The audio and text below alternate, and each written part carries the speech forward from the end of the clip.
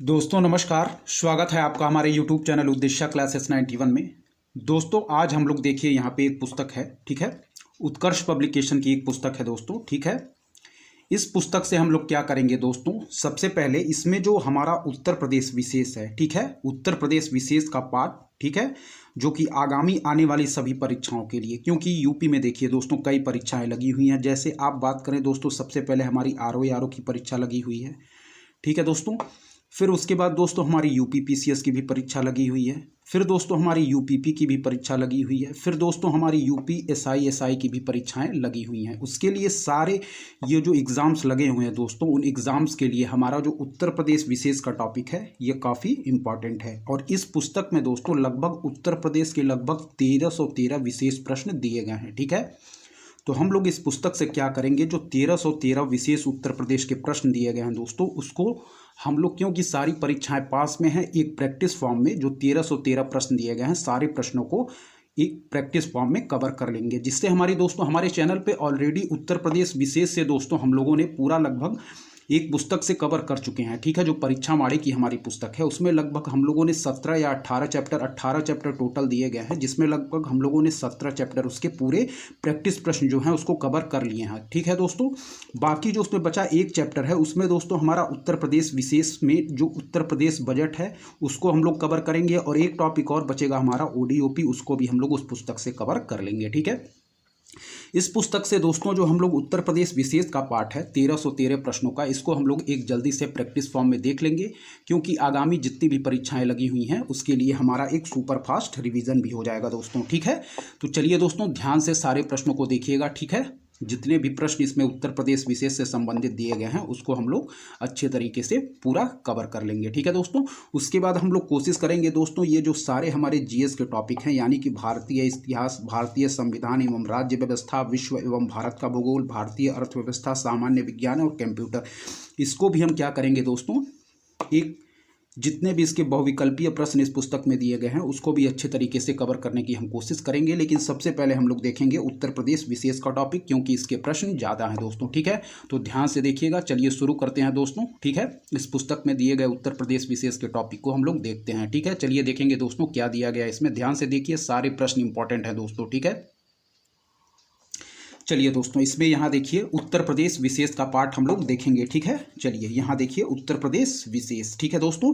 इसमें जो 841 नंबर प्रश्न है, और 841 नंबर प्रश्न से दोस्तों 1313 नंबर प्रश्न तक केवल उत्तर प्रदेश विशेष का भाग दिया गया है, ठीक है दोस्तों।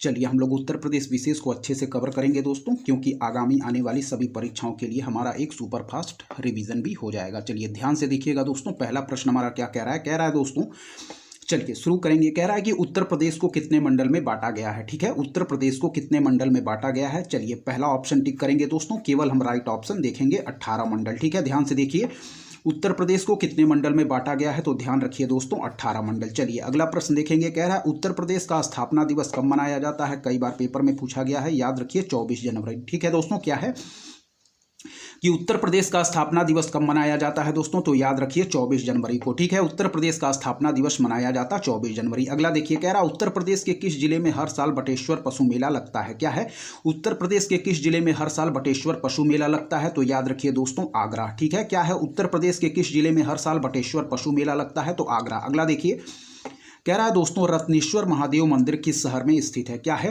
रत्नेश्वर महादेव मंदिर किस शहर में स्थित है, तो याद रखिए वाराणसी में, ठीक है दोस्तों। क्या है, कह रहा कि रत्नेश्वर महादेव मंदिर किस शहर में स्थित है, तो याद रखिए दोस्तों वाराणसी में, ठीक है। चलिए अगला देखेंगे। कह रहा फिरोजाबाद किसके उत्पादन के लिए प्रसिद्ध है, ठीक है, याद रखिए चूड़ियां, ठीक है दोस्तों। कह रहा है फिरोजाबाद किसके उत्पादन के लिए प्रसिद्ध है, तो राइट आंसर मार्क करिए ऑप्शन सी चूड़ियां, ठीक है। चलिए अगला देखिए। कह रहा है सैयद सालार मेला कहां पर आयोजित किया जाता है। क्या है, सैयद सालार मेला कहां पर आयोजित किया जाता है, तो याद रखिए दोस्तों बहराइच में, ठीक है। सैयद सालार मेला कहां पर आयोजित किया जाता है, तो याद रखिए दोस्तों ऑप्शन बी बहराइच में, ठीक है। चलिए अगला देखिए। कह रहा उत्तर प्रदेश में सर्वप्रथम किस पक्षी विहार की स्थापना की गई थी। क्या है, उत्तर प्रदेश में सर्वप्रथम किस पक्षी विहार की स्थापना की गई थी, तो याद रखिए दोस्तों नवाबगंज पक्षी विहार, ठीक है दोस्तों। क्या है, कह रहा उत्तर प्रदेश में सर्वप्रथम किस पक्षी विहार की स्थापना की गई थी, तो याद रखिए नवाबगंज पक्षी विहार, ठीक है। उत्तर प्रदेश में सर्वप्रथम किस पक्षी विहार की स्थापना की गई थी, तो याद रखिए नवाबगंज पक्षी विहार, ठीक है। चलिए अगला देखिए क्या कह रहा है। कह रहा है दोस्तों हमारा कि बखिरा पश्चिम बिहार कहाँ पर स्थित है। क्या है, बखिरा पश्चिम बिहार कहाँ पर स्थित है। तो राइट आंसर हम मार्क करेंगे दोस्तों संत कबीर नगर। ठीक है, बखिरा पश्चिम बिहार कहाँ पर स्थित है। तो राइट आंसर हम मार्क करेंगे संत कबीर नगर। ठीक है, बखिरा पश्चिम बिहार कहाँ पर स्थित है। तो राइट आंसर हम मार्क करेंगे संत कबीर नगर। ठीक है दोस्तों, चलिए कह रहा है उत्तर प्रदेश में सर्वाधिक सिंचाई की जाती है। तो याद रखिए नलकूप से। क्या है, उत्तर प्रदेश में सर्वाधिक सिंचाई की जाती है। तो याद रखिए दोस्तों नलकूप से। ठीक है, चलिए आगे बढ़ेंगे दोस्तों, ध्यान से देखते रहिए, सारे पॉइंट इंपॉर्टेंट है दोस्तों, और ये सारे पूर्व वर्ष की परीक्षाओं में पूछे गए प्रश्न है दोस्तों। ठीक है, और आगामी वर्ष की परीक्षाओं के लिए भी ये सारे प्रश्न इंपॉर्टेंट हैं, ध्यान से देखते रहिए। चलिए देखेंगे दोस्तों, कह रहा है कि उत्तर प्रदेश में सर्वाधिक सिंचाई की जाती है। तो याद रखिए दोस्तों नलकूप से। ठीक है, उत्तर प्रदेश में सर्वाधिक सिंचाई की जाती है तो नलकूप से। चलिए अगला देखिए, कह रहा है कि उत्तर प्रदेश में स्कूल ऑफ पेपर टेक्नोलॉजी कहां पर स्थित है। तो याद रखिए दोस्तों सहारनपुर में। ठीक है, कह रहा है कि उत्तर प्रदेश में स्कूल ऑफ पेपर टेक्नोलॉजी कहां पर स्थित है। तो याद रखिए दोस्तों सहारनपुर में। ठीक है, फिर से देखिए, उत्तर प्रदेश में स्कूल ऑफ पेपर टेक्नोलॉजी कहां पर स्थित, सहारनपुर में। अगला देखिए, कह रहा है कि मुड़िया पूर्णिया मेले का, क्या है, मुड़िया पूर्णिया मेले का आयोजन कहां पर किया जाता है। तो याद रखिए दोस्तों मथुरा में। क्या है, कह रहा है मुड़िया पूर्णिया मेले का आयोजन कहां पर किया जाता है। तो याद रखिए मथुरा में। मुड़िया पूर्णिया मेले का आयोजन कहां पर किया जाता है, मथुरा में। अगला देखिए, कह रहा है केंद्रीय उपोषण बागवानी संस्थान कहां पर स्थित है। तो याद रखिए लखनऊ में। ठीक है, कह रहा है केंद्रीय उपोषण बागवानी संस्थान कहां पर स्थित है। तो याद रखिए दोस्तों लखनऊ में। केंद्रीय उपोषण बागवानी संस्थान कहां पर स्थित है। तो लखनऊ में। चलिए अगला देखिए, कह रहा है रानी लक्ष्मीबाई बांध किस नदी पर अवस्थित है। तो याद रखिए दोस्तों बेतवा नदी पर। क्या है, रानी लक्ष्मीबाई बांध किस नदी पर अवस्थित है। तो याद रखिए दोस्तों बेतवा नदी पर। ठीक है, चलिए अगला देखिए,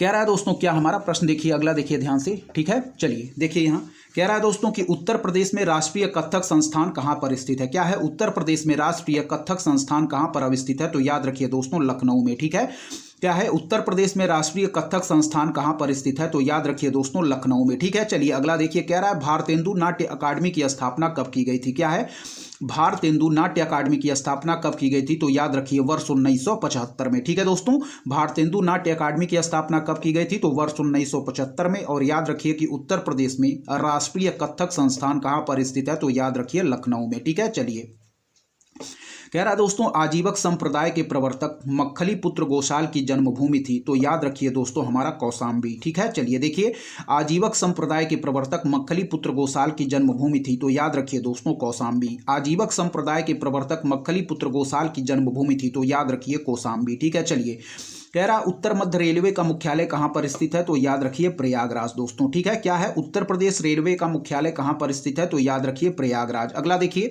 कह रहा दोस्तों उत्तर प्रदेश का पहला बायोटेक पार्क कहां पर स्थापित किया गया। कई बार पूछा गया प्रश्न है, ध्यान रखिए। तो इसका राइट आंसर मार्क करेंगे दोस्तों लखनऊ। ठीक है, उत्तर प्रदेश का पहला बायोटेक पार्क कहां पर स्थापित किया गया है। तो याद रखिए दोस्तों लखनऊ। ठीक है, उत्तर प्रदेश का पहला बायोटेक पार्क कहां पर स्थापित किया गया है। तो लखनऊ। ठीक है, चलिए कह रहा है बनारस हिंदू विश्वविद्यालय की स्थापना कब हुई थी। तो याद रखिए वर्ष 1916 में। ठीक है, बनारस हिंदू विश्वविद्यालय की स्थापना कब हुई थी, वर्ष 1916 में। ठीक है दोस्तों, चलिए आगे के प्रश्न देखेंगे, हमारे आगे बढ़ेंगे, देखेंगे क्या प्रश्न दिए गए हैं। ध्यान से देखते रहिए, सारे प्रश्न इंपॉर्टेंट हैं दोस्तों। ठीक है, चलिए देखिए यहाँ पे, यहाँ ध्यान से देखिए दोस्तों क्या दिया गया है, प्रश्न देखेंगे। चलिए यहाँ देखिए 860वां नंबर प्रश्न देखिए दोस्तों। ठीक है, चलिए ध्यान से देखिए, कह रहा है दोस्तों उत्तर प्रदेश की सीमा किस देश से लगती है। क्या है, उत्तर प्रदेश की सीमा किस देश से लगती है। तो राइट आंसर मार्क करेंगे दोस्तों हम नेपाल। ठीक है, कह रहा है उत्तर प्रदेश की सीमा किस देश से लगती है। तो राइट आंसर मार्क करेंगे दोस्तों नेपाल। चलिए अगला देखिए, कह रहा है दोस्तों समसपुर पश्चिम बिहार उत्तर प्रदेश के किस जिले में स्थित है। क्या है, समसपुर पश्चिम बिहार उत्तर प्रदेश के किस जिले में स्थित है दोस्तों। तो याद रखिए दोस्तों रायबरेली। ठीक है, समसपुर पश्चिम बिहार उत्तर प्रदेश के रायबरेली जिले में स्थित है। चलिए दोस्तों, कह रहा है कि उत्तर प्रदेश में होली के त्यौहार पर लट्ठमार होली मनाई जाती है। कई बार पेपर में पूछा गया है, कई बार दोस्तों यह पेपर में रिपीटेड प्रश्न है कि उत्तर प्रदेश में होली के त्यौहार पर लट्ठमार होली मनाई जाती है। तो याद रखिए दोस्तों बरसाना में। क्या है, उत्तर प्रदेश में होली के त्यौहार पर लट्ठमार होली मनाई जाती है। तो याद रखिए दोस्तों बरसाना में। चलिए अगला देखिए, कह रहा है कि हिंदू मुस्लिम एकता का प्रतीक सुलह कुल उत्सव आयोजित किया जाता है दोस्तों। तो याद रखिए आगरा में। ठीक है, सब पूर्व वर्ष की परीक्षाओं में पूछे गए प्रश्न है दोस्तों ये। ठीक है, हिंदू मुस्लिम एकता का प्रतीक सुलह कुल उत्सव आयोजित किया जाता है। तो याद रखिए दोस्तों आगरा में। ठीक है, हिंदू मुस्लिम एकता का प्रतीक सुलह कुल उत्सव आयोजित किया जाता, तो याद रखिए आगरा में। चलिए 864वें नंबर प्रश्न की तरफ बढ़ेंगे। देखिए कह रहा है ठुमरी गायिका गिरजा देवी का संबंध है। क्या है? ठुमरी गायिका गिरजा देवी का संबंध है, तो याद रखिए दोस्तों बनारस घराने से। क्या है? ठुमरी गायिका गिरजा देवी का संबंध है, तो याद रखिए दोस्तों बनारस घराने से। क्या है? ठुमरी गायिका गिरजा देवी का संबंध बनारस घराने से। हम right answer option A mark करेंगे। चलिए दोस्तों 865वें प्रश्न को देखें। कह रहा है कि उत्तर प्रदेश में किसान बही योजना लागू की गई थी। क्या है? उत्तर प्रदेश में किसान बही योजना लागू की गई थी, तो याद रखिए वर्ष 1992 में। ठीक है दोस्तों, चलिए यहां देखें। कह रहा है उत्तर प्रदेश में किसान बही योजना लागू की गई, तो याद रखिए वर्ष 1992 में दोस्तों। ठीक है, कह रहा है उत्तर प्रदेश में किसान बही योजना लागू की गई थी, तो याद रखिए वर्ष 1992 में। अगला प्रश्न देखिए, उत्तर प्रदेश में वर्षा के समय गाया जाने वाला लोकगीत है। क्या है? उत्तर प्रदेश में वर्षा के समय गाया जाने वाला लोकगीत है, तो याद रखिए दोस्तों कजरी। ठीक है, क्या है? उत्तर प्रदेश में वर्षा के समय गाया जाने वाला लोकगीत है दोस्तों, तो वह है हमारा कजरी। ठीक है, चलिए अगला देखिए। कह रहा उत्तर प्रदेश में काकोरी षड्यंत्र कांड कब हुआ। क्या है? उत्तर प्रदेश में काकोरी षड्यंत्र कांड कब हुआ, तो याद रखिए दोस्तों कई बार पेपर में पूछा गया है, 9 अगस्त 1925। ठीक है, 9 अगस्त 1925 उत्तर प्रदेश में काकोरी षड्यंत्र कांड कब हुआ, तो याद रखिए 9 अगस्त 1925। चलिए आगे बढ़ेंगे दोस्तों, ध्यान से देखिए सारे पॉइंट इंपॉर्टेंट है। ठीक है,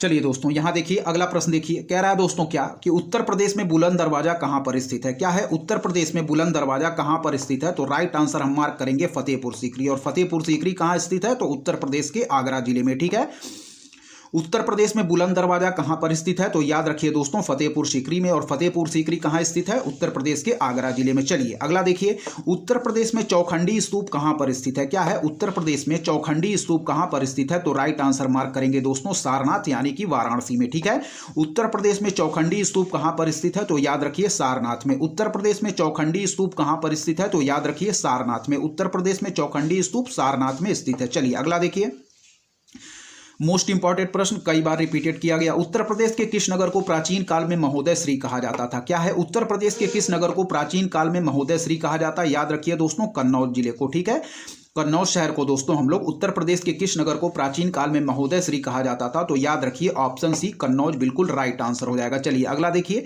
कह रहा उत्तर प्रदेश के किस जिले को सिराजे हिंद कहा जाता है। क्या है? उत्तर प्रदेश के किस जिले को सिराजे हिंद कहा जाता है, तो याद रखिए दोस्तों ऑप्शन बी जौनपुर बिल्कुल राइट आंसर हम मार्क करेंगे। ठीक है, चलिए याद रखिए कि उत्तर प्रदेश के किस जिले को सिराजे हिंद कहा जाता, तो याद रखिए जौनपुर। चलिए दोस्तों अगला देखें, उत्तर प्रदेश के किस जिले में रामप्रसाद बिस्मिल को फांसी दी गई थी। कई बार रिपीटेड प्रश्न, याद रखिए गोरखपुर। ठीक है, कह रहा उत्तर प्रदेश के किस जिले में रामप्रसाद बिस्मिल को फांसी दी गई थी, तो याद रखिए गोरखपुर। ठीक है, चलिए अगला देखिए। कह रहा है भारत का सबसे बड़ा आलू उत्पादक राज्य कौन सा है। क्या है? भारत का सबसे बड़ा आलू उत्पादक राज्य कौन सा है, तो राइट आंसर मार्क करेंगे उत्तर प्रदेश। ठीक है दोस्तों, कह रहा है भारत का सबसे बड़ा आलू उत्पादक राज्य कौन सा है, तो याद रखिए दोस्तों उत्तर प्रदेश। ठीक है, ध्यान से देखते रहिए सारे प्रश्न इंपॉर्टेंट है। चलिए देखिए, कह रहा है कि उत्तर प्रदेश के किस जिले में दोस्तों कि भारत का सबसे बड़ा आलू उत्पादक राज्य उत्तर प्रदेश, हम राइट आंसर मार्क करेंगे। चलिए देखिए, परीक्षा बांध किस नदी पर स्थित है, तो याद रखिए दोस्तों बेतवा नदी पर। ठीक है, परीक्षा बांध किस नदी पर स्थित है, तो याद रखिए बेतवा नदी पर। चलिए अगला देखिए, उत्तर प्रदेश में दिया सलाई उद्योग का प्रमुख केंद्र है, तो याद रखिए दोस्तों बरेली। क्या है? उत्तर प्रदेश में दिया सलाई उद्योग का प्रमुख केंद्र है, तो याद रखिए दोस्तों बरेली। ठीक है, उत्तर प्रदेश में दिया सलाई उद्योग का प्रमुख केंद्र है, तो याद रखिए बरेली। चलिए कह रहा है उत्तर दक्षिण तथा पूर्व पश्चिम गलियारे मिलते हैं, तो याद रखिए दोस्तों झांसी में। क्या है? उत्तर दक्षिण तथा पूर्व पश्चिम गलियारे मिलते हैं, तो याद रखिए दोस्तों झांसी में। उत्तर दक्षिण तथा पूर्व पश्चिम गलियारे मिलते हैं, याद रखिए झांसी में। चलिए अगला देखिए, कह रहा है कि उत्तर प्रदेश का प्रमुख लोकगीत है। क्या है? उत्तर प्रदेश का प्रमुख लोकगीत है, तो हम मार्क करेंगे दोस्तों वह है हमारा बिरहा। ठीक है, कह रहा है उत्तर प्रदेश का प्रमुख लोकगीत है, तो हम राइट आंसर मार्क करेंगे दोस्तों बिरहा। ठीक है, उत्तर प्रदेश का प्रमुख लोकगीत है, तो याद रखिए बिरहा। चलिए अगला देखिए, कह रहा है रोजगार की दृष्टि से उत्तर प्रदेश का सबसे बड़ा उद्योग कौन सा है। क्या है?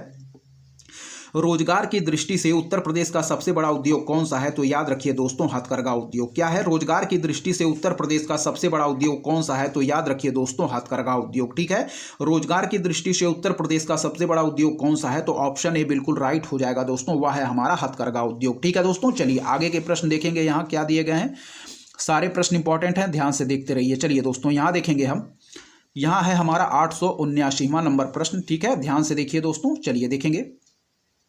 चलिए ध्यान से देखें, यहाँ कह रहा है दोस्तों उत्तर प्रदेश में सबसे अधिक मेले किस स्थान पर लगते हैं। क्या है, उत्तर प्रदेश में सबसे अधिक मेले किस स्थान पर लगते हैं। तो राइट आंसर मार्क करेंगे दोस्तों हम ऑप्शन सी मथुरा। ठीक है, उत्तर प्रदेश में सबसे अधिक मेले किस स्थान पर लगते हैं। तो राइट आंसर मार्क करेंगे दोस्तों ऑप्शन सी मथुरा। ठीक है, चलिए अगला देखिए, कह रहा है कि उत्तर प्रदेश में आंवला का सर्वाधिक उत्पादन होता है। तो याद रखिए दोस्तों प्रतापगढ़ में। क्या है, कह रहा है कि उत्तर प्रदेश में आंवला का सर्वाधिक उत्पादन होता है। तो याद रखिए दोस्तों प्रतापगढ़ में। ठीक है, चलिए आगे देखिए, कह रहा है कि उत्तर प्रदेश में कौन सी जलवायु पाई जाती है। कह रहा है कि उत्तर प्रदेश में कौन सी जलवायु पाई जाती है। तो याद रखिए उष्णकटिबंधीय मानसूनी जलवायु। ठीक है दोस्तों, चलिए कह रहा है कि उत्तर प्रदेश में कौन सी जलवायु पाई जाती है। तो ऑप्शन ए राइट आंसर मार्क करेंगे उष्णकटिबंधीय मानसूनी जलवायु। ठीक है दोस्तों, चलिए कह रहा है उत्तर प्रदेश में रामसर स्थलों की कुल संख्या है। क्या है, उत्तर प्रदेश में रामसर स्थलों की कुल संख्या है। इसको एक बार आप लोग दोस्तों चेक कर लीजिएगा, लेकिन यहाँ राइट आंसर है 10। ठीक है, इसको आप लोग एक बार जरूर चेक कर लीजिएगा। ठीक है, क्योंकि ये अपडेटेड होता रहता है। ठीक है, उत्तर प्रदेश में रामसर स्थलों की कुल संख्या कितनी है दोस्तों। तो यहाँ दिया गया है ऑप्शन सी यानी कि 10। ठीक है, उत्तर प्रदेश में रामसर स्थलों की कुल संख्या है ऑप्शन सी यानी कि 10। ठीक है,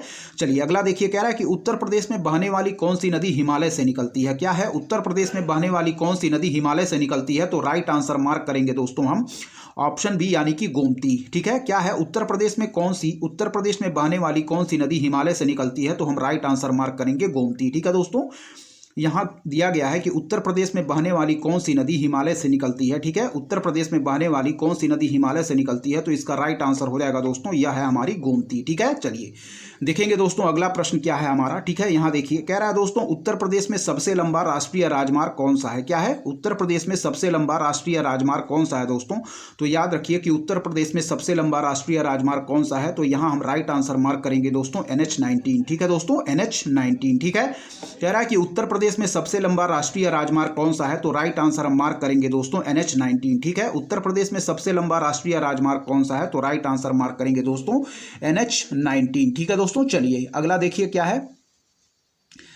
चलिए दोस्तों यहां देखिए, कह रहा दोस्तों कि उर्दू शायरी में फिराक गोरखपुरी के नाम से प्रसिद्ध है। क्या है, उर्दू शायरी में फिराक गोरखपुरी के नाम से प्रसिद्ध है। ठीक है दोस्तों, उर्दू शायरी में फिराक गोरखपुरी के नाम से प्रसिद्ध है दोस्तों। ठीक है, तो यहाँ देखिए कौन प्रसिद्ध है। राइट आंसर हम मार्क करेंगे दोस्तों रघुपत सहाय। ठीक है दोस्तों, यहाँ राइट आंसर मार्क करेंगे ऑप्शन ए रघुपत सहाय। ठीक है दोस्तों, याद रखिए कि उर्दू शायरी में फिराक गोरखपुरी के नाम से प्रसिद्ध हैं दोस्तों। तो ऑप्शन ए रघुपति सहाय। ठीक है दोस्तों, चलिए अगला देखिए, उत्तर प्रदेश के किस नगर को पीतल नगरी कहा जाता है। कई बार रिपीटेड प्रश्न है, याद रखिए मुरादाबाद को। ठीक है, उत्तर प्रदेश के किस नगर को पीतल नगरी कहा जाता है। तो याद रखिए दोस्तों ऑप्शन सी मुरादाबाद। ठीक है, उत्तर प्रदेश के किस नगर को पीतल नगरी कहा जाता है। तो याद रखिए ऑप्शन सी मुरादाबाद। ठीक है, चलिए अगला देखेंगे, कह रहा है कि राई लोक नृत्य का संबंध किस क्षेत्र से है। क्या है, राई लोक नृत्य का संबंध किस क्षेत्र से है। तो याद रखिए दोस्तों बुंदेलखंड क्षेत्र। ठीक है, क्या है, राई लोक नृत्य का संबंध किस क्षेत्र से है। तो याद रखिए बुंदेलखंड क्षेत्र। राई लोक नृत्य का संबंध किस क्षेत्र से है। तो याद रखिए दोस्तों बुंदेलखंड क्षेत्र। ठीक है, चलिए अगला देखिए दोस्तों, कह रहा है कि निम्नलिखित में से किसको वाल्मीकि का अवतार माना जाता है। क्या है, निम्नलिखित में से किसको वाल्मीकि का अवतार माना जाता है। तो राइट आंसर मार्क करेंगे दोस्तों गोस्वामी तुलसीदास। ठीक है, चलिए फिर देखिए, कह रहा है कि राई लोक नृत्य का संबंध किस क्षेत्र से है। तो राइट आंसर बुंदेलखंड क्षेत्र मार्क करेंगे। फिर कह रहा है दोस्तों निम्नलिखित में से किसको वाल्मीकि का अवतार माना जाता है। तो याद रखिए दोस्तों गोस्वामी तुलसीदास को हम लोग वाल्मीकि का अवतार मानते हैं। चलिए दोस्तों अगला देखिए, कह रहा है कि वर्ष 1857 में इलाहाबाद विश्वविद्यालय की स्थापना किसने की थी। क्या है दोस्तों, कह रहा है कि वर्ष 1857 में इलाहाबाद विश्वविद्यालय की स्थापना किसने की थी। तो राइट आंसर मार्क करेंगे दोस्तों सर विलियम मुयर ने। ठीक है, सर विलियम मुयर ने। ठीक है दोस्तों, सर विलियम मुयर ने। ठीक है, कह रहा है कि वर्ष 1857 में इलाहाबाद विश्वविद्यालय की स्थापना किसने की थी। तो राइट आंसर मार्क करेंगे दोस्तों सर विलियम मुयर ने। ठीक है, सर विलियम मुयर ने। चलिए याद रखिएगा, चलिए आगे देखेंगे दोस्तों, कह रहा है कि अमृतलाल नागर का जन्म उत्तर प्रदेश के किस शहर में हुआ था। क्या है, अमृतलाल नागर का जन्म उत्तर प्रदेश के किस शहर में हुआ था। तो राइट आंसर मार्क करेंगे दोस्तों आगरा में। ठीक है, कह रहा है कि अमृतलाल नागर का जन्म उत्तर प्रदेश के किस शहर में हुआ था। तो राइट आंसर हम मार्क करेंगे दोस्तों ऑप्शन ए आगरा में। ठीक है दोस्तों, चलिए आगे देखिए, कह रहा है कि विश्व प्रसिद्ध ताजमहल उत्तर प्रदेश के किस नगर में स्थित है। हम सभी लोग जानते हैं, ऑप्शन सी इसका राइट आंसर आगरा मार्क करेंगे। ठीक है दोस्तों, चलिए आगे बढ़ेंगे, कह रहा है कि उत्तर प्रदेश राज्य पिछड़ा वर्ग आयोग कब गठित किया गया था। तो याद रखिए वर्ष 1993 में दोस्तों। क्या है, उत्तर प्रदेश राज्य पिछड़ा वर्ग आयोग कब गठित किया गया था। तो वर्ष 1993 में। क्या है, उत्तर प्रदेश राज्य पिछड़ा वर्ग आयोग कब गठित किया गया था। तो याद रखिए दोस्तों वर्ष 1993 में। चलिए अगला देखिए, कह रहा है कि उत्तर प्रदेश में माननीय काशीराम पर्यटन प्रबंध संस्थान कहाँ पर स्थित है, तो याद रखिए दोस्तों लखनऊ में। ठीक है, कह रहा है कि उत्तर प्रदेश में माननीय काशीराम पर्यटन प्रबंधन संस्थान कहाँ पर स्थित है, तो याद रखिए दोस्तों लखनऊ में। ठीक है, उत्तर प्रदेश में माननीय काशीराम पर्यटन प्रबंधन संस्थान कहाँ पर स्थित है, तो याद रखिए दोस्तों लखनऊ में। चलिए अगला देखेंगे, कह रहा है कि उत्तर प्रदेश में राज्य पर्यटन पुलिस का गठन कब किया गया, तो याद रखिए दोस्तों 2000 से 2001 के बीच। ठीक है, कह रहा है कि उत्तर प्रदेश में राज्य पर्यटन पुलिस का गठन कब किया गया, तो याद रखिए 2000 से 2001 के बीच। क्या है, उत्तर प्रदेश में राज्य पर्यटन पुलिस का गठन कब किया गया, तो याद रखिए 2000 से 2001 के बीच। ठीक है दोस्तों, चलिए आगे देखेंगे क्या है हमारा, आगे देखिए यहां ध्यान से। चलिए देखें, कह रहा है दोस्तों कि उत्तर प्रदेश को प्रो यूर टूरिज्म योजना हेतु वित्त पोषण कहां से प्राप्त हो रहा है। क्या है, उत्तर प्रदेश को प्रो यूर टूरिज्म योजना हेतु वित्त पोषण कहां से प्राप्त हो रहा है, तो याद रखिए दोस्तों विश्व बैंक से। ठीक है, कह रहा है कि उत्तर प्रदेश को प्रो यूर टूरिज्म योजना हेतु वित्त पोषण कहां से प्राप्त हो रहा है, तो याद रखिए विश्व बैंक, वर्ल्ड बैंक से। ठीक है, चलिए कह रहा है दोस्तों कि यूनेस्को के मूर्त विश्व धरोहर सूची में उत्तर प्रदेश राज्य के कौन से स्मारक शामिल हैं। ठीक है दोस्तों, कह रहा है यूनेस्को के मूर्त विश्व धरोहर सूची में उत्तर प्रदेश राज्य के कौन से स्मारक शामिल हैं, तो ताजमहल भी शामिल है दोस्तों, आगरा का किला भी शामिल है और फतेहपुर सीकरी भी शामिल है। राइट आंसर हम उपरयुक्त सभी मार्क करेंगे दोस्तों। ठीक है, फिर देखिए, कह रहा है यूनेस्को के मूर्त विश्व धरोहर सूची में उत्तर प्रदेश राज्य के कौन से स्मारक शामिल हैं, तो याद रखिए दोस्तों ताजमहल भी, आगरा का किला भी और फतेहपुर सीकरी भी। ठीक है, उपरयुक्त सभी हम मार्क करेंगे। चलिए अगला देखें, कह रहा है कि उत्तर प्रदेश की रामलीला को अमूर्त सांस्कृतिक विश्व धरोहर सूची में कब शामिल किया गया, तो याद रखिए दोस्तों वर्ष 2008 में। ठीक है, फिर देखिए दोनों प्रश्न, कह रहा है दोस्तों, चलिए तीनों देखते हैं। कह रहा है उत्तर प्रदेश को प्रो यूर टूरिज्म योजना, क्या है, उत्तर प्रदेश को प्रो यूर टूरिज्म योजना हेतु वित्त पोषण कहां से प्राप्त हो रहा है, तो याद रखिए विश्व बैंक से। ठीक है दोस्तों, चलिए अगला देखिए, कह रहा है यूनेस्को के मूर्त विश्व धरोहर सूची में उत्तर प्रदेश राज्य के कौन से स्मारक शामिल हैं, तो याद रखिए ताजमहल भी शामिल है, आगरा का किला भी शामिल है, फतेहपुर सीकरी भी शामिल है। ठीक है दोस्तों, तो राइट आंसर हम उपरयुक्त सभी मार्क करेंगे। ठीक है, चलिए फिर देखिए अगला इंपॉर्टेंट प्रश्न है दोस्तों कि उत्तर प्रदेश की रामलीला को अमूर्त सांस्कृतिक विश्व धरोहर सूची में कब शामिल किया गया, तो याद रखिए वर्ष 2008 में। क्या है, उत्तर प्रदेश की रामलीला को अमूर्त सांस्कृतिक विश्व धरोहर सूची में कब शामिल किया गया, तो याद रखिए वर्ष 2008 में दोस्तों। ठीक है, चलिए आगे बढ़ेंगे दोस्तों, क्या दिया गया है, चलिए यहां देखिए। चलिए दोस्तों देखेंगे, देखिए 898 नंबर प्रश्न देखेंगे दोस्तों। कह रहा है कि अंतरंजी खेड़ा उत्तर प्रदेश के किस जिले में स्थित है। क्या है दोस्तों, कह रहा है कि अंतरंजी खेड़ा उत्तर प्रदेश के किस जिले में स्थित है, तो राइट आंसर हम मार्क करेंगे दोस्तों एटा में। ठीक है, क्या है, अंतरंजी खेड़ा उत्तर प्रदेश के किस जिले में स्थित है, राइट आंसर हम मार्क करेंगे दोस्तों एटा। ठीक है, अंतरंजी खेड़ा उत्तर प्रदेश के किस जिले में स्थित है, right answer option A Etah mark करेंगे। चलिए अगला देखिए, कह रहा है कि उत्तर प्रदेश के अयोध्या में किस जैन तीर्थंकर का जन्म हुआ था। क्या है दोस्तों, कह रहा है कि उत्तर प्रदेश के अयोध्या में किस जैन तीर्थंकर का जन्म हुआ था, तो याद रखिए दोस्तों ऋषभ देव, फिर है दोस्तों अजीतनाथ, फिर है दोस्तों सुमतिनाथ, यानी कि उपर्युक्त सभी दोस्तों हम राइट आंसर मार्क करेंगे। फिर देखिए उत्तर प्रदेश के अयोध्या में किस जैन तीर्थंकर का जन्म हुआ था, तो याद रखिए ऋषभ देव, अजीतनाथ, सुमतिनाथ। ठीक है, उपर्युक्त सभी हम राइट आंसर मार्क करेंगे। फिर देखिए उत्तर प्रदेश के अयोध्या में किस जैन तीर्थंकर का जन्म हुआ था, तो याद रखिए दोस्तों ऋषभ देव। ठीक है, फिर है अजीतनाथ, फिर है सुमतिनाथ। ठीक है, ऋषभ देव, अजीतनाथ, सुमतिनाथ। ठीक है, ऋषभ देव, अजीतनाथ, सुमतिनाथ। चलिए दोस्तों अगला देखिए, कह रहा है दोस्तों अहिछत्र की पहचान उत्तर प्रदेश के किस जिले में की गई है। क्या है, अहिछत्र की पहचान उत्तर प्रदेश के किस जिले में की गई है, तो याद रखिए दोस्तों ऑप्शन ए बरेली में। ठीक है, कह रहा है अहिछत्र की पहचान उत्तर प्रदेश के किस जिले में की गई है, तो याद रखिए दोस्तों बरेली में। ठीक है, अहिछत्र की पहचान उत्तर प्रदेश के किस जिले में की गई है, तो याद रखिए दोस्तों बरेली में। ठीक है, अहिछत्र की पहचान उत्तर प्रदेश के किस जिले में की गई, बरेली में। चलिए अगला देखिए, कह रहा है कपिल वस्तु वर्तमान में उत्तर प्रदेश में कहां पर स्थित है। क्या है, कपिल वस्तु वर्तमान में उत्तर प्रदेश में कहां पर स्थित है, तो याद रखिए दोस्तों सिद्धार्थनगर में। ठीक है, राइट आंसर सिद्धार्थनगर। ठीक है, कपिल वस्तु वर्तमान में उत्तर प्रदेश में कहां पर स्थित है, तो याद रखिए दोस्तों सिद्धार्थनगर। ठीक है, चलिए आगे बढ़ेंगे। कह रहा उत्तर प्रदेश के किस स्थान पर भगवान वराह की पूर्ण स्मृति में मार्गशीर्ष का मेला लगता है। क्या है, उत्तर प्रदेश के किस स्थान पर भगवान वराह की पूर्ण स्मृति में मार्गशीर्ष का मेला लगता है, तो याद रखिए दोस्तों एटा में। ठीक है, क्या है कि उत्तर प्रदेश के किस स्थान पर भगवान वराह की पूर्ण स्मृति में मार्गशीर्ष का मेला लगता है, तो याद रखिए दोस्तों एटा में। ठीक है, चलिए आगे देखेंगे क्या है। कह रहा है कि उत्तर प्रदेश के प्राचीनतम नगर वाराणसी का नाम कौन सी नदियों से मिलकर बना है। क्या है दोस्तों, कह रहा है कि उत्तर प्रदेश के प्राचीनतम नगर वाराणसी का नाम कौन सी नदियों से मिलकर बना है, तो याद रखिए अस्सी और वरुणा। ठीक है, ऑप्शन बी हमारा राइट आंसर हो जाएगा दोस्तों, अस्सी और वरुणा। फिर देखिए उत्तर प्रदेश के प्राचीनतम नगर वाराणसी का नाम कौन सी नदियों से मिलकर बना है? तो याद रखिए दोस्तों, अस्सी और वरुणा नदी से मिलकर हमारे प्राचीनतम नगर वाराणसी का नाम पड़ा है। ठीक है, अस्सी और वरुणा। ठीक है, चलिए आगे देखिए। कह रहा है कि उत्तर प्रदेश में भूतत्व व खनिज कर्म निदेशालय की स्थापना कब की गई थी? क्या है? उत्तर प्रदेश में भूतत्व व खनिज कर्म निदेशालय की स्थापना कब की गई थी? तो याद रखिए ऑप्शन ए 1955 बिल्कुल राइट आंसर हो जाएगा दोस्तों। ठीक है, कह रहा है कि उत्तर प्रदेश में भूतत्व व खनिज कर्म निदेशालय की स्थापना कब की गई थी? तो याद रखिए 1955 में। ठीक है, उत्तर प्रदेश में भूतत्व व खनिज कर्म निदेशालय की स्थापना कब की गई थी? तो याद रखिए 1955 में। ठीक है, चलिए अगला देखिए दोस्तों क्या कह रहा है। कह रहा है उत्तर प्रदेश राज्य खनिज विकास निगम की स्थापना कब की गई थी? तो याद रखिए दोस्तों वर्ष 1974 में। ठीक है, क्या है? उत्तर प्रदेश राज्य खनिज विकास निगम की स्थापना कब की गई थी? तो वर्ष 1974 में। फिर देखिए कह रहा है उत्तर प्रदेश में भूतत्व व खनिज कर्म निदेशालय की स्थापना कब की गई थी? तो याद रखिए 1955 में। फिर कह रहा है कि उत्तर प्रदेश राज्य खनिज विकास निगम की स्थापना कब की गई थी? तो याद रखिए वर्ष 1974 में। ठीक है, उत्तर प्रदेश राज्य खनिज विकास निगम की स्थापना कब की गई थी? तो वर्ष 1974 में। चलिए अगला देखिए। कह रहा है दोस्तों कि उत्तर प्रदेश के सोनभद्र जिले में किस खनिज का लघु भंडार मिला है? क्या है? उत्तर प्रदेश के सोनभद्र जिले में किस खनिज का लघु भंडार मिला है? तो याद रखिए दोस्तों सिल्मीनाइट। क्या है दोस्तों? सिल्मीनाइट। ठीक है, चलिए देखिए उत्तर प्रदेश के सोनभद्र जिले में किस खनिज का लघु भंडार मिला है? तो राइट आंसर मार्क करेंगे सिल्मीनाइट। ठीक है, उत्तर प्रदेश के सोनभद्र जिले में किस खनिज का लघु भंडार मिला है? तो याद रखिए सिल्मीनाइट। ठीक है दोस्तों, चलिए आगे बढ़ेंगे दोस्तों। आगे के प्रश्न देखिए क्या दिया गया है। सारे प्रश्न इंपॉर्टेंट है दोस्तों, ध्यान से देखते रहिए। ठीक है, चलिए दोस्तों 907 नंबर प्रश्न की तरफ बढ़ेंगे। ठीक है, ध्यान से देखिए। चलिए यहाँ देखिए दोस्तों क्या दिया गया है। ठीक है, चलिए देखिए। कह रहा है दोस्तों हस्तिनापुर वन्यजीव अभ्यारण्य उत्तर प्रदेश के निम्नलिखित जिलों में से किसमें नहीं है? क्या है? हस्तिनापुर वन्यजीव अभ्यारण्य उत्तर प्रदेश के निम्नलिखित जिलों में से किसमें नहीं है? तो याद रखिए दोस्तों बुलंदशहर। ठीक है दोस्तों, बुलंदशहर यहाँ राइट आंसर होगा।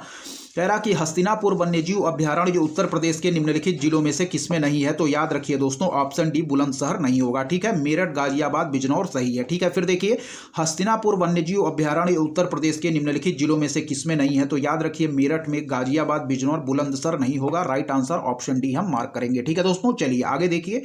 कह रहा है दोस्तों उत्तर प्रदेश में संगमरमर कहाँ पाया जाता है? क्या है दोस्तों? कह रहा है कि उत्तर प्रदेश में संगमरमर कहाँ पर पाया जाता है? तो याद रखिए दोस्तों मिर्जापुर में भी पाया जाता है, सोनभद्र में। राइट आंसर उपर्युक्त दोनों मार्क करेंगे। ठीक है, कह रहा है उत्तर प्रदेश में संगमरमर कहाँ पर पाया जाता है? तो याद रखिए मिर्जापुर में और सोनभद्र में, उपर्युक्त दोनों राइट आंसर हम मार्क करेंगे। ठीक है, उत्तर प्रदेश में संगमरमर कहाँ पर पाया जाता है? तो मिर्जापुर और Sonbhadra. Right answer option C उपर्युक्त दोनों मार्क करेंगे। ठीक है, चलिए आगे देखिए। कह रहा उत्तर प्रदेश के निम्नलिखित जिलों में से कहां पर हीरे की खोज प्रगति पर है? क्या है? उत्तर प्रदेश के निम्नलिखित जिलों में से कहां पर हीरे की खोज प्रगति पर है? तो राइट आंसर मार्क करेंगे ऑप्शन सी बांदा। ठीक है दोस्तों, क्या है? कह रहा है उत्तर प्रदेश के निम्नलिखित जिलों में से कहां पर हीरे की खोज प्रगति पर है? तो राइट आंसर मार्क करेंगे दोस्तों ऑप्शन सी बांदा। ठीक है, चलिए अगला देखिए। कह रहा है उत्तर प्रदेश के वनों को कितने भागों में विभाजित किया जाता है? तो याद रखिए दोस्तों 3। क्या है? उत्तर प्रदेश के वनों को कितने भागों में विभाजित किया जाता है? तो याद रखिए ऑप्शन बी 3। ठीक है, उत्तर प्रदेश के वनों को कितने भागों में विभाजित किया जाता है? तो राइट आंसर हम मार्क करेंगे ऑप्शन बी 3। चलिए 911 नंबर प्रश्न देखिए। कह रहा उत्तर प्रदेश वन क्षेत्र का कितना भाग वन्यजीव परिरक्षण संगठन के नियंत्रण में है? क्या है? उत्तर प्रदेश वन क्षेत्र का कितना भाग वन्यजीव परिरक्षण संगठन के नियंत्रण में है? तो राइट आंसर मार्क करेंगे दोस्तों 1/3 भाग। ठीक है, फिर देखिए उत्तर प्रदेश वन क्षेत्र का कितना भाग वन्यजीव परिरक्षण संगठन के नियंत्रण में है? तो राइट आंसर मार्क करेंगे दोस्तों 1/3 भाग। ठीक है, फिर देखिए उत्तर प्रदेश वन क्षेत्र का कितना भाग वन्यजीव परिरक्षण संगठन के नियंत्रण में है? तो राइट आंसर मार्क करेंगे दोस्तों 1/3 भाग। चलिए अगला देखिए।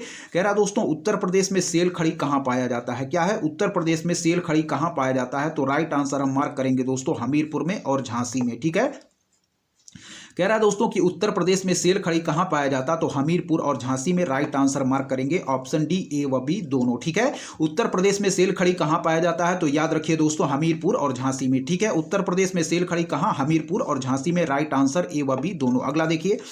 कह रहा है कि बॉक्साइट अयस्क से एल्युमिनियम निकालने का काम उत्तर प्रदेश में कहां पर किया जाता है? क्या है? बॉक्साइट अयस्क से एल्युमिनियम निकालने का काम उत्तर प्रदेश में कहां किया जाता है? तो याद रखिए सोनभद्र में। ऑप्शन ए बिल्कुल राइट है। ठीक है, बॉक्साइट अयस्क से एल्युमिनियम निकालने का काम उत्तर प्रदेश में कहां पर किया जाता है? तो याद रखिए दोस्तों ऑप्शन ए सोनभद्र। ठीक है, बॉक्साइट अयस्क से एल्युमिनियम निकालने का काम उत्तर प्रदेश में कहां किया जाता है? तो राइट आंसर हो जाएगा दोस्तों ऑप्शन ए सोनभद्र। ठीक है दोस्तों, चलिए यहां देखिए क्या है। ठीक है, चलिए यहाँ देखिए, राष्ट्रीय चंबल वन्य विहार योजना में कौन से राज्य शामिल हैं? क्या है, राष्ट्रीय चंबल वन्य विहार योजना में कौन से राज्य शामिल हैं?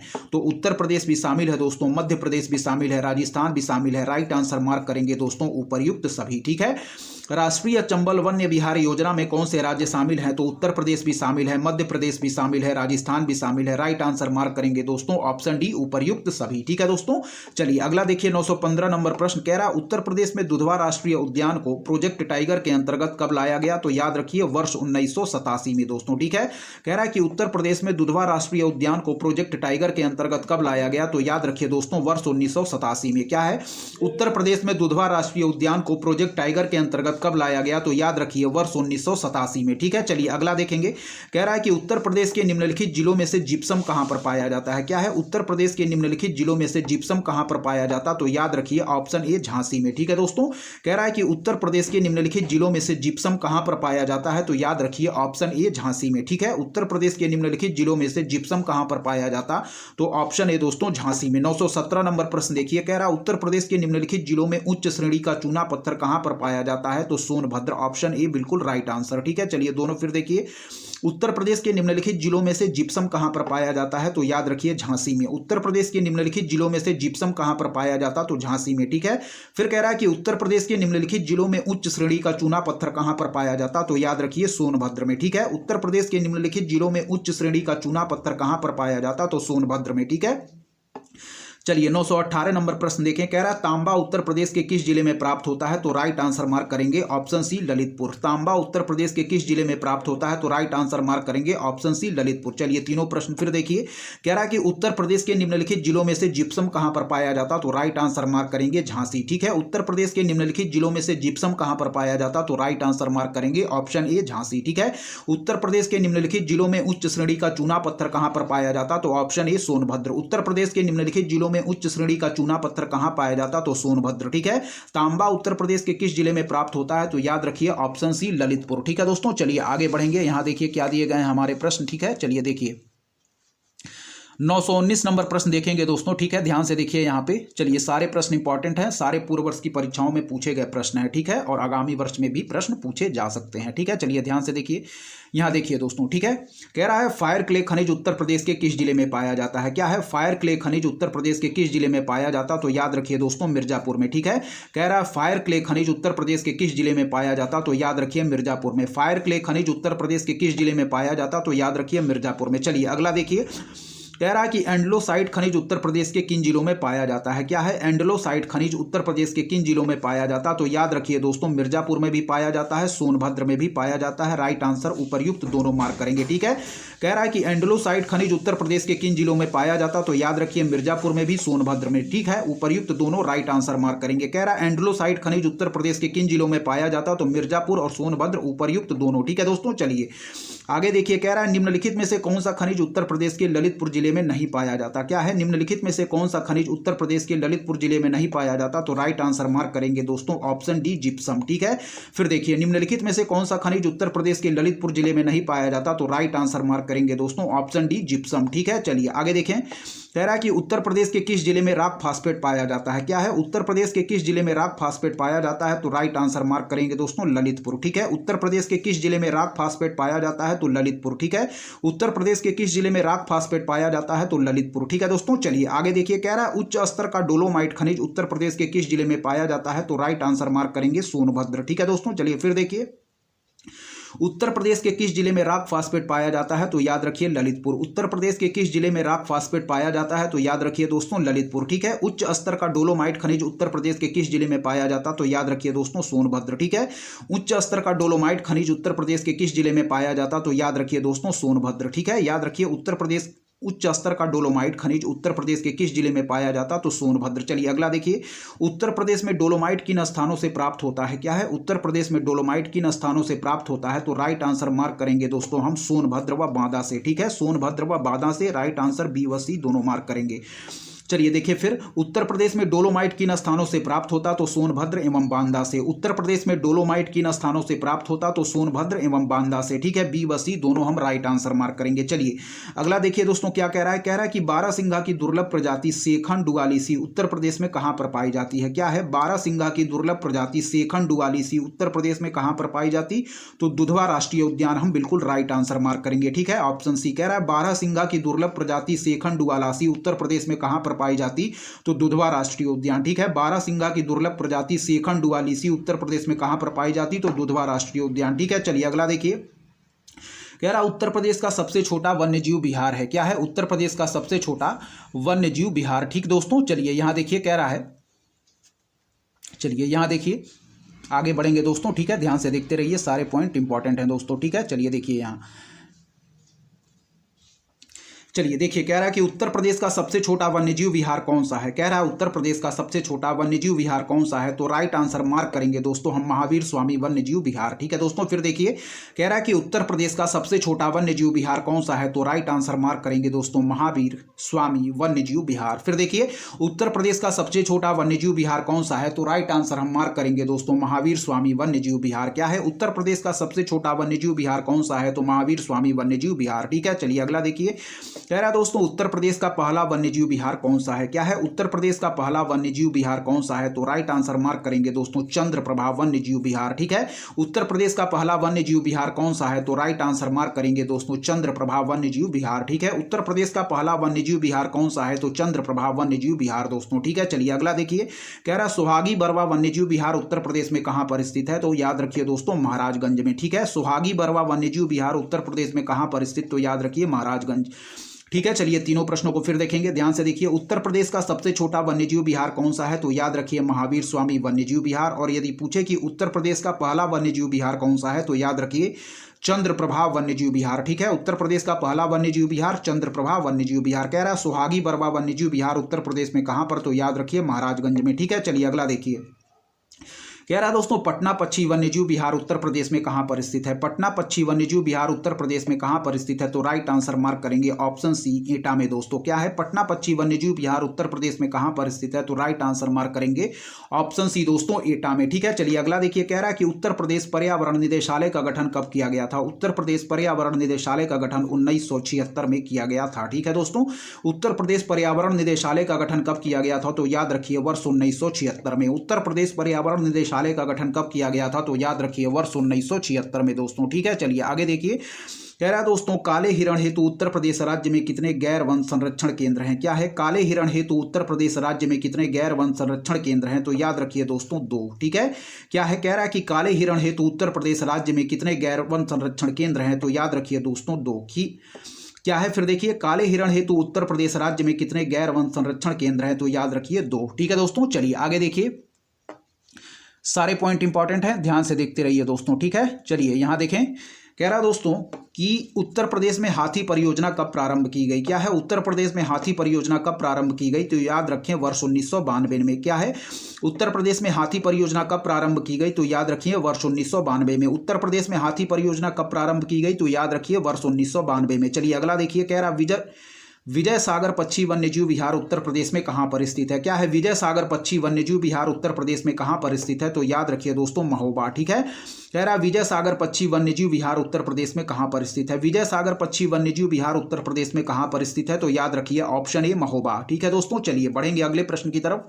934वां नंबर प्रश्न देखें, कह रहा उत्तर प्रदेश में किस गैर वन क्षेत्र में सर्वाधिक काले हिरण पाए जाते हैं। क्या है, उत्तर प्रदेश में किस गैर वन क्षेत्र में सर्वाधिक काले हिरण पाए जाते हैं, तो याद रखिए दोस्तों अलीगढ़। ठीक है, चलिए फिर देखिए, उत्तर प्रदेश में किस गैर वन क्षेत्र में सर्वाधिक काले हिरण पाए जाते, तो याद रखिए अलीगढ़। उत्तर प्रदेश में किस गैर वन क्षेत्र में सर्वाधिक काले हिरण पाए जाते, तो याद रखिए अलीगढ़। ठीक है, चलिए अगला देखिए, कह रहा उत्तर प्रदेश के किस टाइगर रिजर्व को अंतरराष्ट्रीय पुरस्कार T/2 प्राप्त हो चुका है। ठीक है, उत्तर प्रदेश के किस टाइगर रिजर्व को अंतरराष्ट्रीय पुरस्कार T/2 प्राप्त हो चुका है, तो याद रखिए दोस्तों वह है हमारा पीलीभीत टाइगर रिजर्व। ठीक है, चलिए ध्यान रखिए, फिर से देखेंगे कि उत्तर प्रदेश के किस टाइगर रिजर्व को अंतर्राष्ट्रीय पुरस्कार T/2 प्राप्त हो चुका है, तो याद रखिए दोस्तों पीलीभीत टाइगर रिजर्व। क्या है, उत्तर प्रदेश के किस टाइगर रिजर्व को अंतर्राष्ट्रीय पुरस्कार T/2 प्राप्त हो चुका है, तो याद रखिए पीलीभीत टाइगर रिजर्व। चलिए अगला देखें, कह रहा है रामसर स्थल सांडी पक्षी वन्य जीव विहार उत्तर प्रदेश के किस जिले में स्थित है, तो याद रखिए दोस्तों हरदोई। ठीक है, क्या है, रामसर स्थल सांडी पक्षी वन्यजीव विहार उत्तर प्रदेश के किस जिले में स्थित है, तो याद रखिए दोस्तों हरदोई। ठीक है, रामसर स्थल सांडी पक्षी वन्यजीव विहार उत्तर प्रदेश के किस जिले में स्थित है दोस्तों, तो याद रखिए हरदोई। ठीक है दोस्तों, चलिए आगे बढ़ेंगे, आगे के प्रश्न देखेंगे दोस्तों क्या दिया गया है, यहां ध्यान से देखिए। चलिए दोस्तों देखेंगे, कह रहा है कि लाख बहुसी पक्षी वन्यजीव अभ्यारण्य उत्तर प्रदेश के किस जिले में स्थित है। क्या है, लाख बहुसी पक्षी वन्यजीव अभ्यारण्य उत्तर प्रदेश के किस जिले में स्थित है, तो याद रखिए दोस्तों हमारा कन्नौज राइट आंसर हो जाएगा। ठीक है, फिर देखिए लाख बहुसी पक्षी वन्यजीव अभ्यारण्य उत्तर प्रदेश के किस जिले में स्थित है, तो याद रखिए दोस्तों कन्नौज। ठीक है दोस्तों, ध्यान रखिए। चलिए दोस्तों फिर देखें, कह रहा है लाख बहुसी पक्षी वन्यजीव अभ्यारण्य उत्तर प्रदेश के किस जिले में स्थित है, तो याद रखिए दोस्तों ऑप्शन बी कन्नौज। ठीक है, चलिए कह रहा है उत्तर प्रदेश के निम्नलिखित रामसर स्थलों में से कौन सा पक्षी वन्यजीव विहार है। क्या है, उत्तर प्रदेश के निम्नलिखित रामसर स्थलों में से कौन सा पक्षी वन्यजीव विहार है, तो राइट आंसर मार्क करेंगे दोस्तों पार्वती अरगा। ठीक है, राइट आंसर मार्क करेंगे पार्वती अरगा। ठीक है दोस्तों, चलिए दोस्तों फिर देखें, कह रहा है कि उत्तर प्रदेश के निम्नलिखित रामसर स्थलों में से कौन सा पक्षी वन्य जीव विहार है, तो याद रखिए दोस्तों पार्वती अरगा। ठीक है, फिर देखेंगे अगला, कह रहा है कि उत्तर प्रदेश के रामसर स्थलों में कुल कितने पक्षी वन्य जीव अभ्यारण्य शामिल हैं। क्या है, उत्तर प्रदेश के रामसर स्थलों में कुल कितने पक्षी वन्य जीव अभ्यारण्य शामिल हैं, तो राइट आंसर मार्क करेंगे दोस्तों ऑप्शन सी 6। ठीक है, फिर देखिए कह रहा है कि उत्तर प्रदेश के रामसर स्थलों में कुल कितने पक्षी वन्य जीव अभ्यारण्य शामिल हैं, तो राइट आंसर मार्क करेंगे दोस्तों ऑप्शन सी यानी कि 6। ठीक है, ध्यान रखिएगा। चलिए आगे देखेंगे, कह रहा दोस्तों उत्तर प्रदेश के दुधवा राष्ट्रीय उद्यान में कौन से जीव पाए जाते हैं। क्या है, उत्तर प्रदेश के दुधवा राष्ट्रीय उद्यान में कौन से जीव पाए जाते हैं, तो एक सिंगी गेंडा। ठीक है, फिर हो जाएगा बाघ, फिर हो जाएगा बारहसिंगा, राइट आंसर मार्क करेंगे उपर्युक्त सभी। ठीक है दोस्तों, फिर देखिए उत्तर प्रदेश के दुधवा राष्ट्रीय उद्यान में कौन से जीव पाए जाते हैं, तो एक सिंगी गेंडा, बाघ, बारहसिंगा, उपर्युक्त सभी। ठीक है, चलिए अगला देखिए, कह रहा है कि उत्तर प्रदेश के झांसी में कौन सा खनिज नहीं पाया जाता है। क्या है, उत्तर प्रदेश के झांसी में कौन सा खनिज नहीं पाया जाता है, तो राइट आंसर मार्क करेंगे दोस्तों ऑप्शन ए यूरेनियम। ठीक है, उत्तर प्रदेश के झांसी में कौन सा खनिज नहीं पाया जाता है, तो याद रखिए दोस्तों ऑप्शन ए यूरेनियम। चलिए देखें, यहाँ कह रहा है दोस्तों कि उत्तर प्रदेश के किस जिले में पोटास लवण प्राप्त होता है। क्या है, उत्तर प्रदेश के किस जिले में पोटास लवण प्राप्त होता है, तो याद रखिए दोस्तों हमारा राइट आंसर हो जाएगा वह है, चलिए दोस्तों कह रहा है उत्तर प्रदेश के किस जिले में पोटास लवण प्राप्त होता है, तो याद रखिए प्रयागराज में भी, चंदौली में भी और झांसी में भी। ठीक है, राइट आंसर मार्क करेंगे दोस्तों उपर्युक्त सभी। ठीक है, उत्तर प्रदेश के किस जिले में पोटास लवण प्राप्त होता है, तो याद रखिए प्रयागराज में भी, चंदौली में भी, झांसी में भी, उपर्युक्त सभी। ठीक है, चलिए आगे देखिए, कह रहा है कि उत्तर प्रदेश में हरित पट्टी विकास योजना का शुभारंभ कब किया गया। क्या है, उत्तर प्रदेश में हरित पट्टी विकास योजना का शुभारंभ कब किया गया, तो याद रखिए 2012-13 में। ठीक है, उत्तर प्रदेश में हरित पट्टी विकास योजना का शुभारंभ कब किया गया, तो याद रखिए दोस्तों 2012-13 में। उत्तर प्रदेश में हरित पट्टी विकास योजना का शुभारंभ कब किया गया, तो याद रखिए 2012-13 में। ठीक है दोस्तों, चलिए आगे बढ़ेंगे, ध्यान से देखिए सारे प्रश्न इंपॉर्टेंट हैं। ठीक है, चलिए यहां देखें, चलिए बढ़ेंगे दोस्तों हम 944वें नंबर प्रश्न की तरफ। ठीक है, ध्यान से देखें यहाँ क्या कह रहा है हमारा, कह रहा उत्तर प्रदेश में राजकीय पक्षी सारस की अनुमानित संख्या संपूर्ण विश्व का कितने प्रतिशत है, तो याद रखिए दोस्तों 40% से अधिक। ठीक है, राइट आंसर ऑप्शन सी। चलिए उत्तर प्रदेश में राजकीय पक्षी सारस की अनुमानित संख्या संपूर्ण विश्व का कितने प्रतिशत है, तो याद रखिए ऑप्शन सी 40% से अधिक। चलिए यहाँ देखिए, कह रहा प्रयागराज में निम्नलिखित में से कौन कौन से खनिज पाए जाते हैं। क्या है, प्रयागराज में निम्नलिखित में से कौन कौन से खनिज पाए जाते हैं, तो याद रखिए दोस्तों कांच बालू और पोटास लवण। ठीक है, उपर्युक्त दोनों राइट आंसर ऑप्शन सी हम मार्क करेंगे। ठीक है, प्रयागराज में निम्नलिखित में से कौन कौन से खनिज पाए जाते हैं, तो याद रखिए ऑप्शन ए कांच बालू, ऑप्शन बी पोटास लवण, राइट आंसर ऑप्शन सी उपर्युक्त दोनों। ठीक है, चलिए 946वें नंबर प्रश्न को बढ़ेंगे। कह रहा उत्तर प्रदेश से प्राप्त सिक्के जिसमें राजाओं के नाम में अंतिम शब्द मित्र है वे किस वंश से संबंधित हैं, तो याद रखिए दोस्तों शुंग वंश। ठीक है, क्या है दोस्तों, कह रहा है कि उत्तर प्रदेश से प्राप्त सिक्के जिसमें राजाओं के नाम से अंतिम शब्द मित्र है वे किस वंश से संबंधित हैं, तो याद रखिए दोस्तों शुंग वंश से। क्या है, उत्तर प्रदेश से प्राप्त सिक्के जिसमें राजाओं के नाम से अंतिम शब्द मित्र है वे किस वंश से संबंधित हैं, तो याद रखिए दोस्तों शुंग वंश से। ठीक है, चलिए आगे देखिए, कह रहा है दोस्तों उत्तर प्रदेश में किन स्थलों से ताम्र पाषाणिक सभ्यता के साक्ष्य प्राप्त हुए हैं। क्या है, उत्तर प्रदेश में किन स्थलों से ताम्र पाषाणिक सभ्यता के साक्ष्य प्राप्त हुए हैं। तो याद रखिए दोस्तों वह है हमारा यानी कि मेरठ भी हो जाएगा दोस्तों, ठीक है, और हो जाएगा हमारा सहारनपुर, ठीक है। राइट आंसर हम मार्क करेंगे ए व बी दोनों, ठीक है। चलिए फिर देखिए उत्तर प्रदेश में किन स्थलों से ताम्र पाषाणिक सभ्यता के साक्ष्य प्राप्त हुए हैं। तो याद रखिए दोस्तों मेरठ भी हो जाएगा और राइट आंसर सहारनपुर भी हो जाएगा। हम राइट आंसर ए व बी दोनों मार्क करेंगे, ठीक है। उत्तर प्रदेश में किन स्थलों से ताम्र पाषाणिक सभ्यता के साक्ष्य प्राप्त हुए हैं। तो याद रखिए दोस्तों मेरठ से भी और सहारनपुर से भी, ठीक है, मेरठ से भी और सहारनपुर से। चलिए अगला देखिए, कह रहा है दोस्तों कुषाण राजवंश के काल में वर्तमान उत्तर प्रदेश का कौन सा जिला कला का प्रसिद्ध केंद्र था। क्या है, कुषाण राजवंश के काल में वर्तमान उत्तर प्रदेश का कौन सा जिला कला का प्रसिद्ध केंद्र था। तो याद रखिए दोस्तों मथुरा, ठीक है। कह रहा है कि कुषाण राजवंश के काल में वर्तमान उत्तर प्रदेश का कौन सा जिला कला का प्रसिद्ध केंद्र था। तो याद रखिए दोस्तों मथुरा। कुषाण राजवंश के काल में वर्तमान उत्तर प्रदेश का कौन सा जिला कला का प्रसिद्ध केंद्र था। तो याद रखिए मथुरा। चलिए अगला देखिए, रामायण का रचना स्थल ब्रह्मवर्त उत्तर प्रदेश के किस जिले में स्थित है। क्या है दोस्तों, कह रहा है कि रामायण का रचना स्थल ब्रह्मवर्त उत्तर प्रदेश के किस जिले में स्थित है। तो याद रखिए दोस्तों कानपुर में, ठीक है। कह रहा है कि रामायण का रचना स्थल ब्रह्मवर्त उत्तर प्रदेश के किस जिले में स्थित है। तो याद रखिए दोस्तों ऑप्शन बी कानपुर। क्या है, रामायण का रचना स्थल ब्रह्मवर्त उत्तर प्रदेश के किस जिले में स्थित है। तो याद रखिए कानपुर।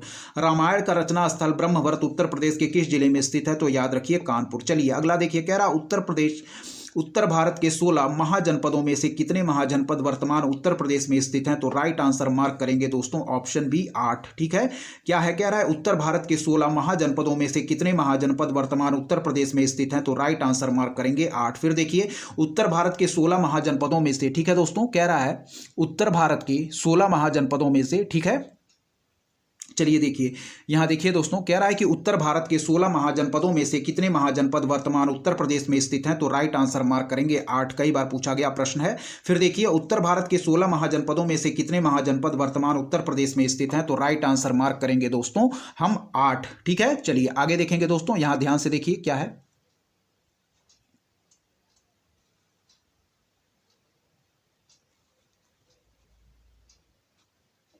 चलिए देखें, कह रहा है दोस्तों गौतम बुद्ध ने प्रथम उपदेश उत्तर प्रदेश के किस स्थान पर दिया था। तो हम सभी लोग जानते हैं ऑप्शन सी सारनाथ दोस्तों राइट आंसर होगा। गौतम बुद्ध ने प्रथम उपदेश उत्तर प्रदेश के किस स्थान पर दिया था। तो ऑप्शन सी सारनाथ। गौतम बुद्ध ने प्रथम उपदेश उत्तर प्रदेश के किस स्थान पर दिया था। तो ऑप्शन सी सारनाथ। चलें दोस्तों अगला देखें, उत्तर प्रदेश में कुषाण कालीन मंदिर किस जगह पर प्राप्त हुआ है। तो याद रखें मथुरा में, ठीक है।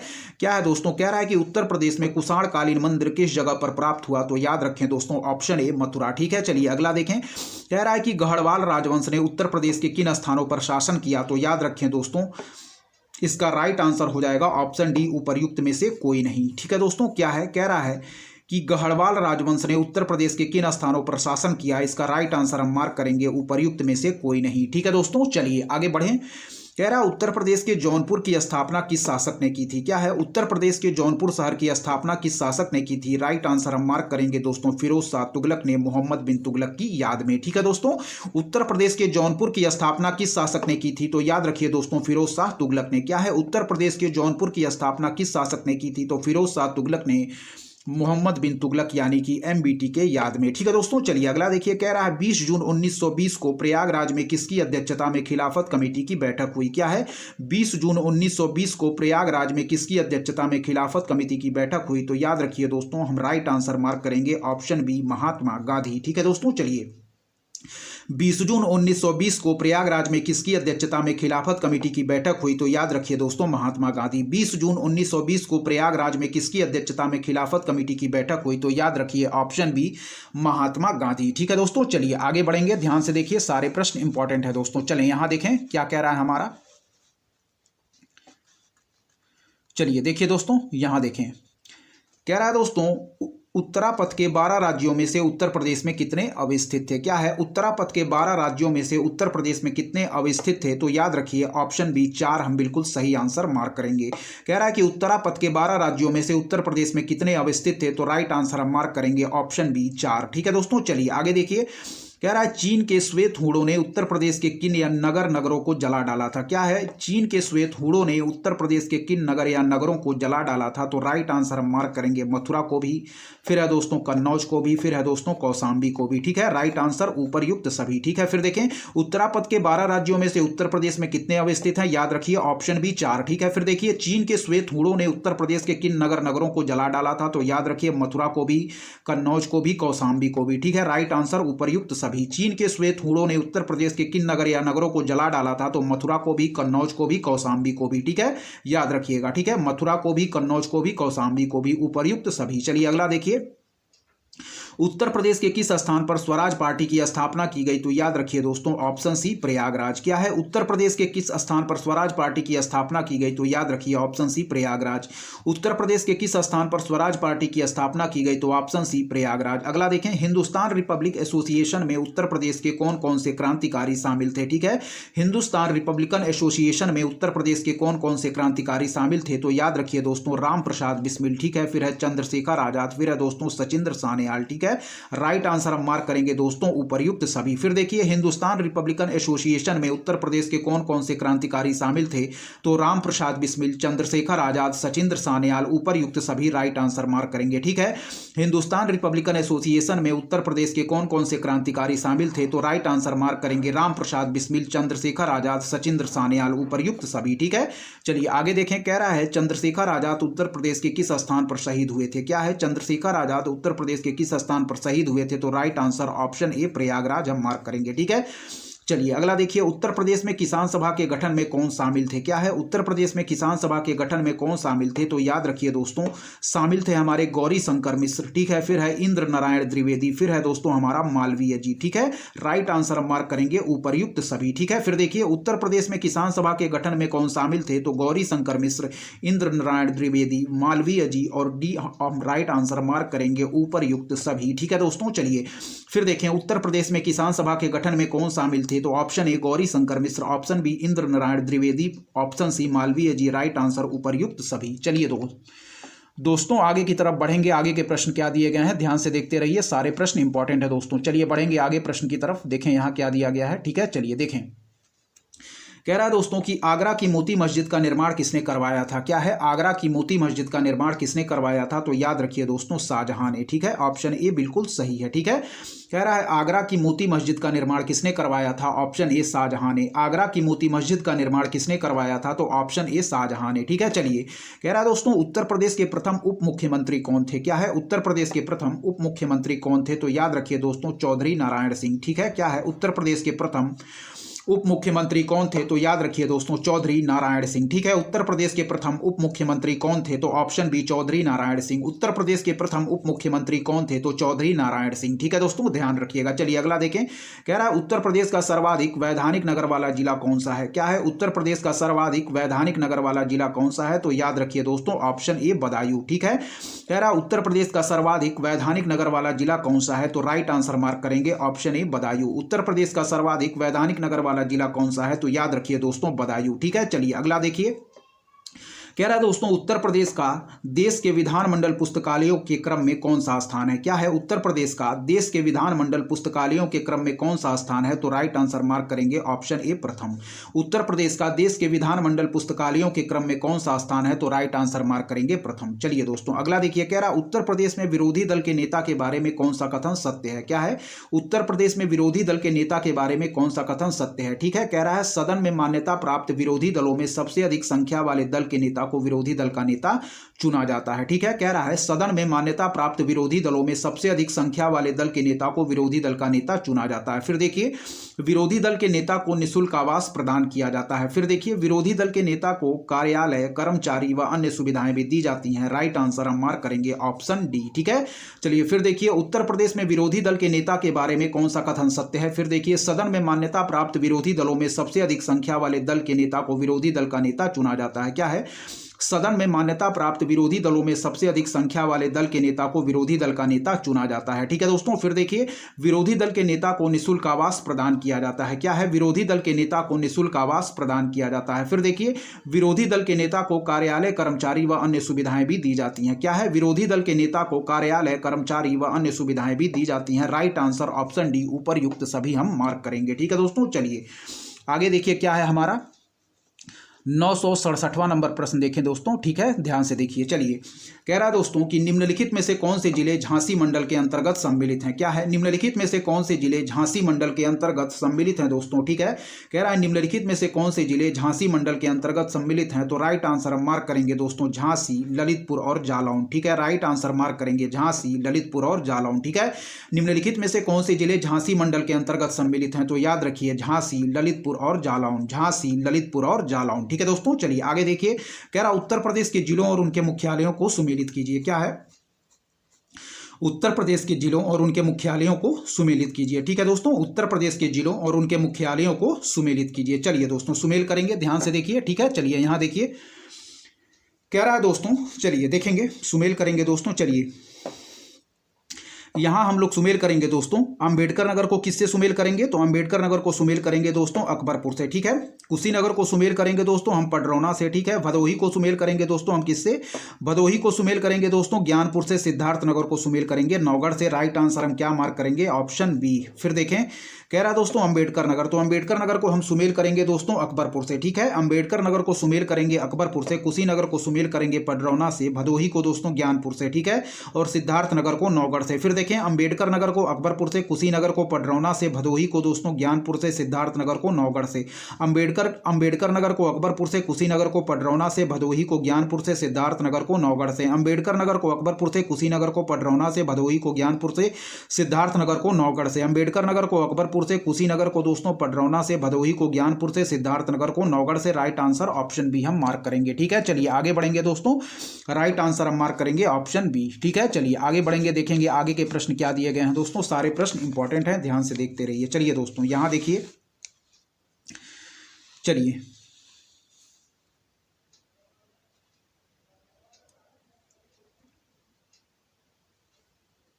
चलिए ध्यान से देखिए। ठीक है, चलिए 969वां नंबर प्रश्न देखेंगे। कह रहा उत्तर प्रदेश में सबसे कम उम्र में मुख्यमंत्री कौन बने। क्या है?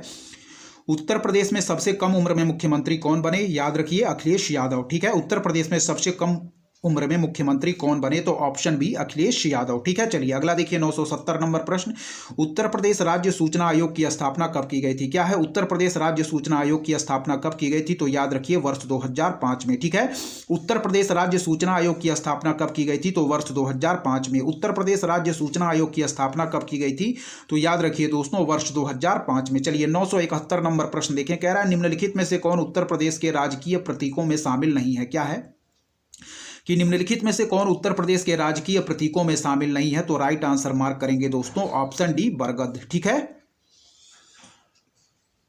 कह रहा है निम्नलिखित में से कौन उत्तर प्रदेश के राजकीय प्रतीकों में शामिल नहीं है? तो राइट आंसर मार्क करेंगे ऑप्शन डी बरगद। चलिए आगे देखिए। कह रहा है उत्तर प्रदेश में राष्ट्रपति शासन कितनी बार लगाया गया है? तो याद रखिए दोस्तों 10 बार। ठीक है, कह रहा है उत्तर प्रदेश में राष्ट्रपति शासन कितनी बार लगाया गया है? तो याद रखिए दोस्तों 10 बार। ठीक है, उत्तर प्रदेश में राष्ट्रपति शासन कितनी बार लगाया गया? तो 10 बार। अगला देखें, कह रहा उत्तर प्रदेश में 10वीं बार राष्ट्रपति शासन के समय राज्यपाल कौन थे? क्या है? उत्तर प्रदेश में 10वीं बार राष्ट्रपति शासन के समय राज्यपाल कौन थे? तो याद रखिए श्री विष्णुकांत शास्त्री। ठीक है, क्या है? श्री विष्णुकांत शास्त्री। उत्तर प्रदेश में 10वीं बार राष्ट्रपति शासन के समय राज्यपाल कौन थे? तो श्री विष्णुकांत शास्त्री। ठीक है, उत्तर प्रदेश में 10वीं बार राष्ट्रपति शासन के समय राज्यपाल कौन थे? तो श्री विष्णुकांत शास्त्री। ठीक है, श्री विष्णुकांत शास्त्री। चलिए कह रहा है दोस्तों कि उत्तर प्रदेश के निम्नलिखित मंडलों में से कौन सा सबसे बड़ा मंडल है? क्या है? उत्तर प्रदेश के निम्नलिखित मंडलों में से कौन सा सबसे बड़ा मंडल है? तो राइट आंसर हम मार्क करेंगे दोस्तों ऑप्शन ए मेरठ। ठीक है, उत्तर प्रदेश के निम्नलिखित मंडलों में से कौन सा सबसे बड़ा मंडल है? तो राइट आंसर हम मार्क करेंगे दोस्तों ऑप्शन ए मेरठ। ठीक है दोस्तों, फिर देखिए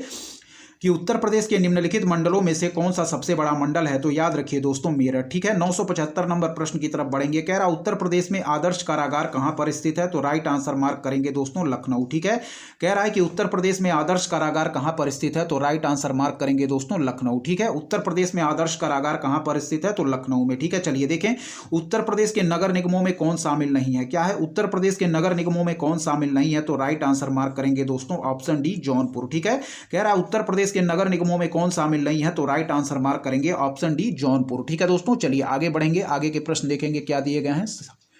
सारे प्रश्न इंपॉर्टेंट हैं, ध्यान से देखते रहिए। चलिए देखिए दोस्तों, कह रहा है कि निम्नलिखित मंडलों में से सबसे कम जिला वाला मंडल कौन सा है। कह रहा है कि निम्नलिखित मंडलों में से सबसे कम जिला वाला मंडल कौन सा है, तो याद रखिए दोस्तों मिर्जापुर। ठीक है, फिर देखिए कह रहा है कि निम्नलिखित मंडलों में से सबसे कम जिला वाला मंडल कौन सा है, तो याद रखिए दोस्तों ऑप्शन सी मिर्जापुर। ठीक है, निम्नलिखित मंडलों में से सबसे कम जिला वाला मंडल कौन सा है, तो याद रखिए मिर्जापुर। ठीक है, चलिए कह रहा है कि उत्तर प्रदेश का राजकीय खेल कौन सा है। ठीक है, उत्तर प्रदेश का राजकीय खेल कौन सा है, तो याद रखिए दोस्तों हॉकी। ठीक है, निम्नलिखित मंडलों में सबसे कम जिला वाला मंडल कौन सा है, तो याद रखिए दोस्तों ऑप्शन सी मिर्जापुर। ठीक है, फिर कह रहा है कि उत्तर प्रदेश का राजकीय खेल कौन सा है, तो याद रखिए ऑप्शन बी हॉकी। ठीक है, चलिए कह रहा है कि उत्तर प्रदेश में जिला पंचायतों की कुल संख्या कितनी है। क्या है, उत्तर प्रदेश में जिला पंचायतों की कुल संख्या कितनी है, तो याद रखिए दोस्तों ऑप्शन बी 75। ठीक है, कह रहा है उत्तर प्रदेश में जिला पंचायतों की कुल संख्या कितनी है, तो याद रखिए ऑप्शन बी 75। अगला देखिए, निम्नलिखित में से कौन सा जिला आगरा मंडल के अंतर्गत नहीं आता। क्या है,